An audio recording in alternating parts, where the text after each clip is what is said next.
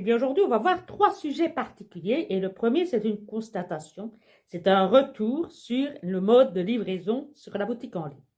Et comme je vous avais dit, plusieurs solutions étaient disponibles, soit le retrait à mon domicile gratuitement, soit la remise dans un centre de seau ou de soufflerie de votre choix, ou troisièmement, la possibilité de vous faire livrer dans un point relais qui est de votre choix. On vous laisse le choix, puisque parfois on choisit mal à votre place le point relais. Parfois je le choisis le plus près possible de votre domicile et certains préfèrent où ils font leurs courses, où ils travaillent, etc. Et donc on vous donne la possibilité de choisir.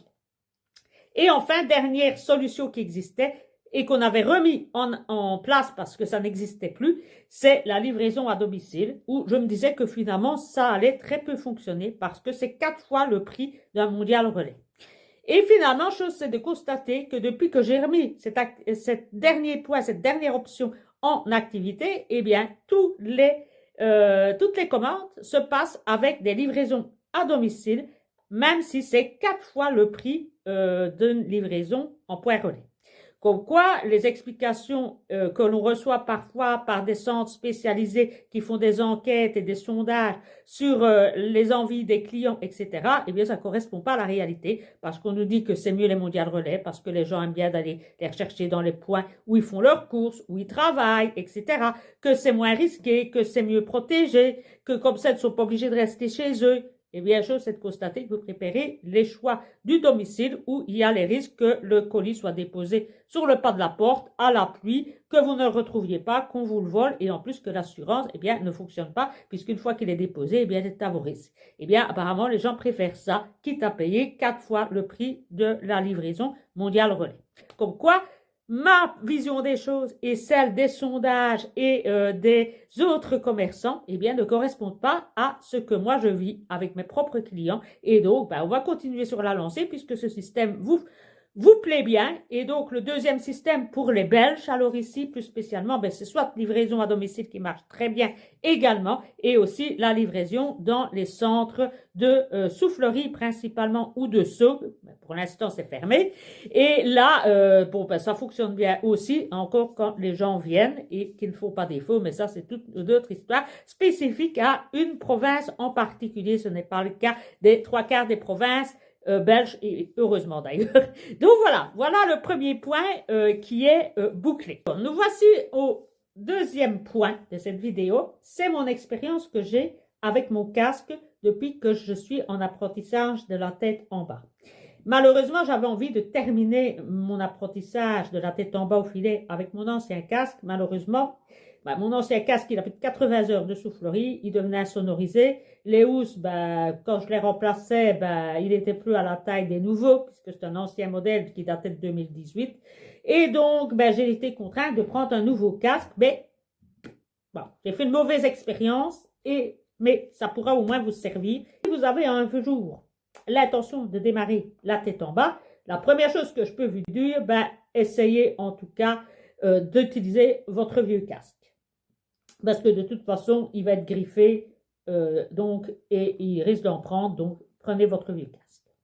Deuxième chose, si vous n'avez pas encore appris la tête en bas, choisissez un design qui va vous permettre d'être protégé. Alors, moi avant j'avais un X-Design, c'est-à-dire la bande continue. Or ici j'avais envie de changer, de prendre un Halstone, qui est un des modèles les plus chers. Mais ce modèle Halstone, eh bien, il est ressortant. Au lieu d'être une ligne continue, ici vous avez des points, mais des points qui sont ressortants. Je ne sais pas si ça se voit, c'est rugueux. Et ce qui veut dire que quand vous allez vous prendre dans le filet, que ça soit en tête en bas ou que vous volez sur le côté, eh bien tout simplement, vous faites des éclats. Et si vous mettez un scratch, eh bien le scratch n'adhère pas bien sur les aspérités. Et du coup, même quand je l'ai reçu, il y avait déjà des boursouflures. Le scratch n'était pas bien placé parce qu'ils ne savent pas vu que c'est des aspérités. Et du coup, quand vous passez dans le filet, eh bien, vous avez des coups qui viennent beaucoup plus facilement et le scratch n'est pas aussi résistant vu les aspérités. Ça, c'est la première chose à savoir. Donc, si vous voulez apprendre la tête en bas, et que vous ne voulez apprendre avec votre casque que vous disposez, évitez le fameux halftone parce qu'il y a des aspérités, ça accroche aussi bien dans le scratch que sur le filet. Alors, le scratch protège déjà bien. Si vous voyez, il a pris des griffes, mais le casque n'a rien. C'est le scratch qui prend, donc le scratch est réellement solide. Malheureusement, comme vous le voyez, le fameux scratch ne couvre pas la totalité du casque. Ici, vous avez la ligne de la protection et là, vous avez le casque qui n'est pas couvert. Donc, vous avez une bande qui est non couverte ici et vous avez le même sur l'autre côté où la bande est ici. Et ici, ben, jusque-là, ça n'est pas protégé non plus. Et donc, vous avez une bande ici de chaque côté qui est non protégée. Et là, ben, théoriquement, Tonefly n'y a sûrement pas pensé, mais ils auraient dû faire cette bande beaucoup plus large. Rajouter au moins 2 cm de chaque côté. En fait, ils ont, et à juste titre, quand vous apprenez la tête en bas, vous êtes censé vous appuyer comme ça et être droit. Or, tout le monde n'a pas sa tête droite, déjà de 1. Je prends mon exemple à moi. Mes os de ma tête ne sont pas droits, donc ma tête, elle est déjà un petit peu comme ça. Donc, elle appuie déjà en dehors du truc. Donc, quand je lâche comme ça, je griffe en dehors du scratch. Deuxièmement, ben, ça peut arriver également que vous deviez partir sur le côté pour éviter votre prof. Et là, ben, pas de protection. Et crac, c'est la griffure. Et la griffure, ben, la grosse griffure dans le casque, et c'est ce qui m'est arrivé. J'ai perdu un bout de couleur ici, sur le côté. Je vous le montre avec le doigt. Je ne sais pas si ça va bien se voir. Et donc, ben voilà, on le voit bien, c'est ici, il y a une griffure. Et donc, ben, me voilà avec une grosse griffe et avec un bout de peinture qui était parti. Alors, pour éviter que le restant ne parte, j'ai donc remis un peu de peinture moi-même. Et il faut aussi parer à ça pour que ça ne revienne plus, parce que je ne sais pas si la peinture va tenir lors des prochains vols. Donc, il va falloir protéger et améliorer pour ne plus que ça arrive de l'autre côté ou autre part, ou que ça vous arrive aussi.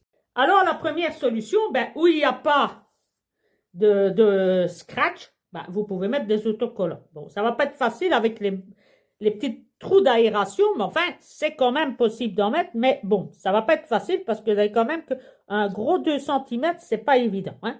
Mais bon, moi, je pense quand même que j'arriverai à mettre un autocollant pour protéger là ma fameuse griffe, mais enfin, c'est pas évident de trouver avec les bouches d'aération là, c'est pas évident.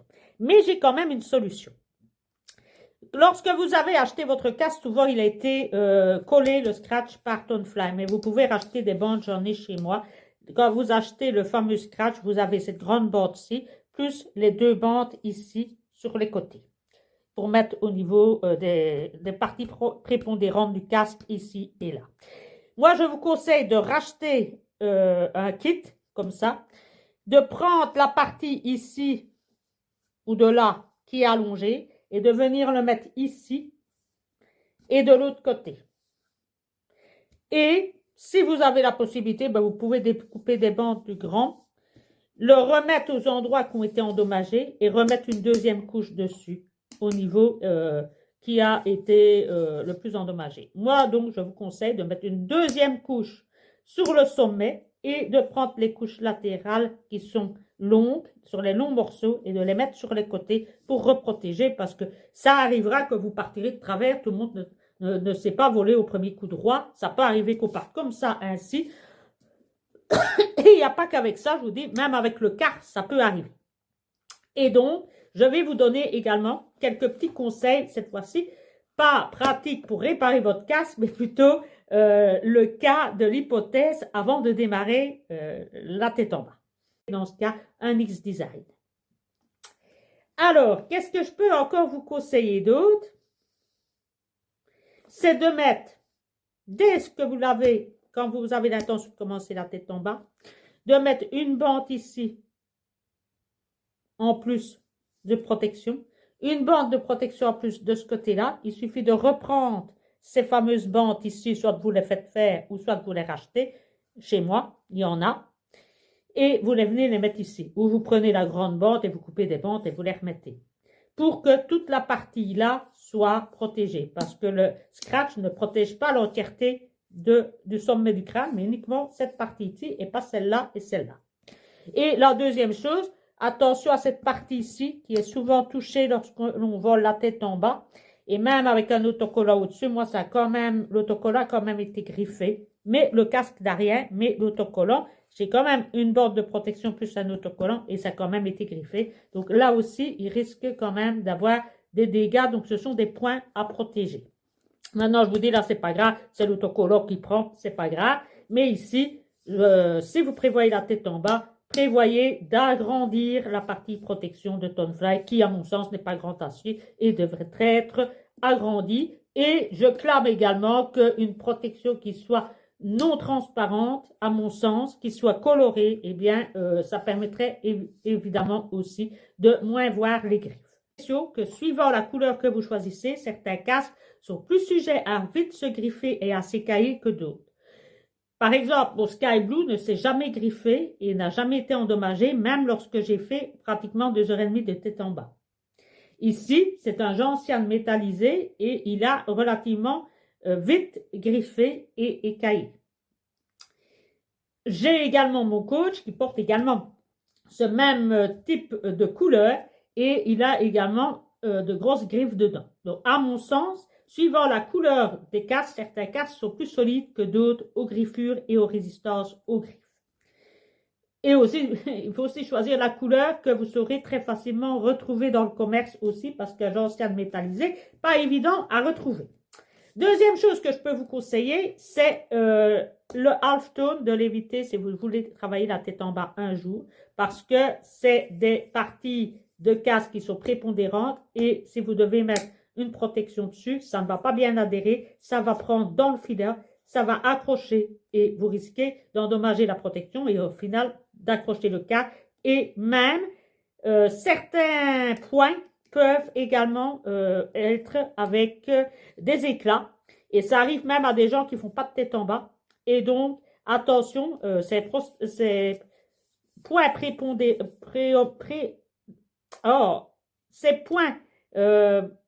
proéminents eh bien, peuvent s'accrocher également et vous risquez d'avoir des éclats et d'avoir des pertes de peinture orange dans mon cas. Donc, c'est ces petits points-là. Et donc, si vous prévoyez de faire de la tête en bas, du calf ou du vol sur le dos, attention parce que ce genre de truc, ça peut vite s'accrocher et vous risquez d'avoir de la peinture qui part par ces petits points. Donc, préférez dans ce cas un X-Design. Voilà, je vais terminer cette vidéo avec un soleil. Ce sera la première vidéo en extérieur. Il fait un petit peu meilleur avec un beau ciel bleu et du soleil. Et donc, je vais vous souhaiter une bonne fin de journée. La prochaine fois, nous parlerons des élastiques. C'est un sujet aussi qui intéresse énormément de monde et ça vaudra la peine de nous y attarder parce qu'il y a du nouveau et ce sera intéressant d'en sortir quelques informations. Alors, je terminerai ce point sur les vidéos concernant le casque TFX. J'en ai parlé avec plusieurs personnes qui disposent également de ce casque et qui ont fait la formation en vol tête en bas. Et certains m'ont dit avoir essayé de placer des nouveaux scratchs dessus ou supplémentaires. C'est pas évident. Ça tient moins bien, mais ça protège quand même. Voilà les informations qui reviennent. Beaucoup utilisent évidemment les autocollants pour couvrir leur casque. Et enfin, dernier point, beaucoup m'ont dit pourquoi est-ce que tu n'utilises pas du papier GAFA? Eh bien, tout simplement parce que ceux qui ont utilisé du papier GAFA, eh bien, leur protection scratch de Tonefly a été endommagée ou s'est décollée. Et sur certaines peintures de nouveau, eh bien, les scratchs endommagent la peinture quand on l'enlève et donc ça endommage également votre casque et donc vaut mieux utiliser des autocollants et des scratchs fournis par Tonefly.